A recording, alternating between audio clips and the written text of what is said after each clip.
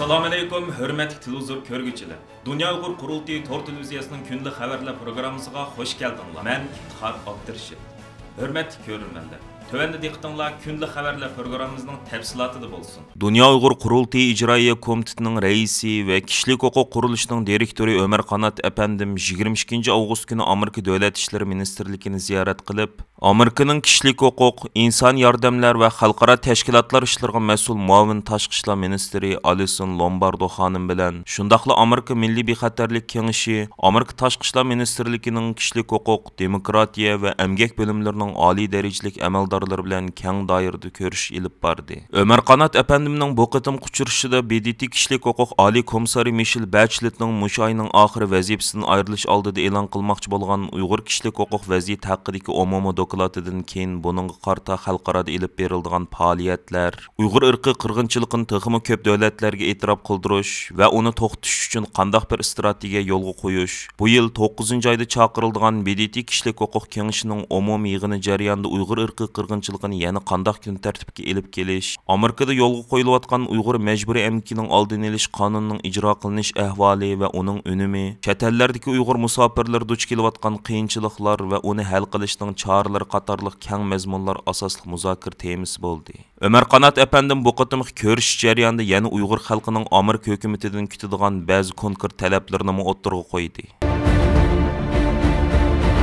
Xitoy Tashqi ishlar Ministerligi Uyg'ur majburiy emki haqida Birleşken Devletler Teşkilatı'nın alayda tekshiruvchi amaldori Tomoya Obokota tarafidan 16 Ağustos günü e'lon qilingan hozir huquqliqning shakllari nomli dokladga qattiq norozilik bildirib, BDT'ning bu dokladni tayyorlagan alayda tekshiruvchi amaldoriga hujum qildi. Xitoy Tashqi ishlar Ministerligi bayonotchisi Wang Wenbin BDT tekshiruvchi amaldori Tomoya Obokatani Xitoy qarshi kuchlarning Xinjiang to'g'risida to'qib chiqqan yolg'onchiligi hamda soxta uchurga ishonish bilan ayıplagan. Wang Wenbin Tashqi ishlar Ministerligining qarorlik axborot yig'inida qilgan so'zida bu dokladda ba'zi alayda tekshiruvchi mutaxassislar Amerika qatorliq g'arb davlatlari va Xitoy qarshi kuchlar to'qib chiqargan Xinjiang munosabatida yolg'on va soxta uchurlarga ishongan, huquqini suiiste'mol qilib alayda mexanizmning harakat mezoniga ochiq-oshkor xiloflik qilgan deb chalvo qilgan.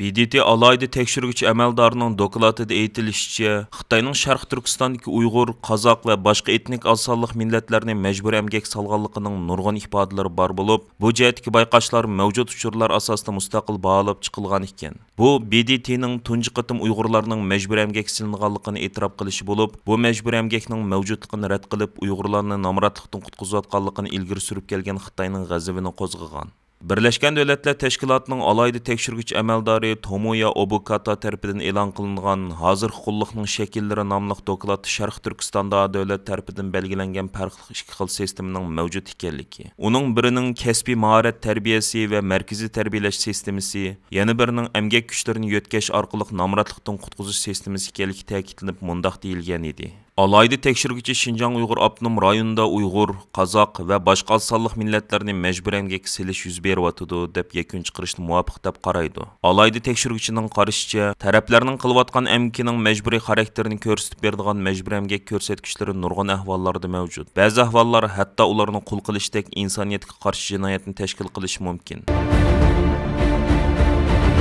BDT Kişilik Hukuk Ali Komissari Michelle Bachelet Sharq Turkistonni ziyorat qilib 2 oy o'tganda Xitoyning Turkiya vakillar o'migining Sharq Turkistonga berib tekshirish ilib berishiga yo'l qo'yishi kishilarning qolisida har xil savollarni paydo qilmoqda. Türkiye'deki öktiş partiyalarının parlament a'zolari, mutaxassislar ve ommaviy tashkilot mas'ullari bu xil ziyoratning Uyg'urlar uchun foydasi yo'qligini ilgari surmoqda. Turkiya Tashqi ishlar ministri Mevlut Çavuşoğlu 3 Ağustos Kambodjaning poytaxti Phnom Penhda chaqirilgan Turkiya Janubiy Osiyo hamkorlik yig'iniga qatnashish jarayonida Xitoy Tashqi ishlar ministri Wang Yi bilan elib borgan ko'rishishdan keyin qilgan so'zida Xitoyning talabiga asosan oldimizgi kunlarda Turkiya hay'atining Sharq Turkistonni ziyorat qilganligini, bu hay'atning 7 kunlik karantindan keyin Sharq Turkistonda rasmiy tekshirish ilib borganligini, undan boshqa yana Turkiyaning Xitoydagi bosh elchisining Sharq Turkistonga berib cheklimsiz tekshirish ilib berish masalasining bu qitimqi suhbatda kun tartibga kelganligini bildirgan edi.